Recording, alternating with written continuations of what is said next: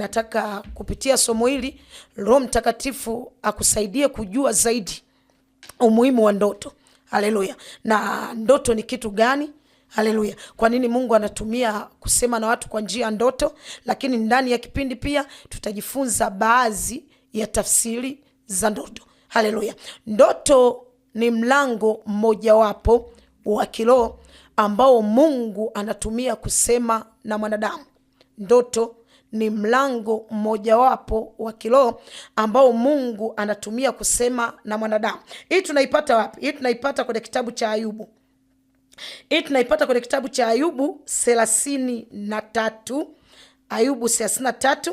Ndasoma ule mstari wa 14 na wa 15. Ndasoma kwa msaada wa Roho Mtakatifu. Ayubu 33 mstari wa 14 na wa 15.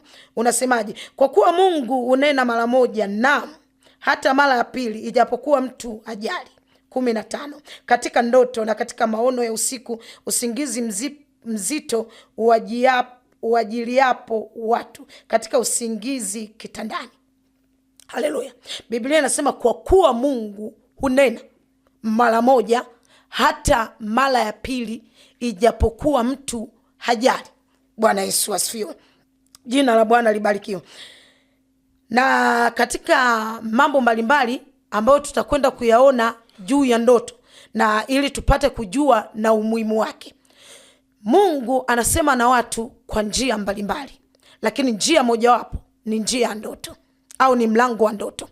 Mungu anaweza akazungumza na mtu midomo kwa midomo, kama tunavyoona Biblia inavyosema jinsi Mungu alivyozungumza na Musa midomo kwa midomo, kama vile mtu anavyoweza akazungumza na rafiki yake. Haleluya. Mungu anaweza akazungumza kwa njia hiyo, lakini pia Mungu anaweza akazungumza na mtu kwa njia ya akili, lakini pia Mungu anaweza akazungumza na mtu kwa njia ya ufahamu, lakini pia Mungu anaweza akazungumza na mtu kwa njia ya sauti. Anaweza akatumia njia mbalimbali kuzungumza na mwanadamu, lakini leo nataka tujifunze jinsi Mungu anavyozungumza na mtu kwa njia ya ndoto na umuhimu wa ndoto.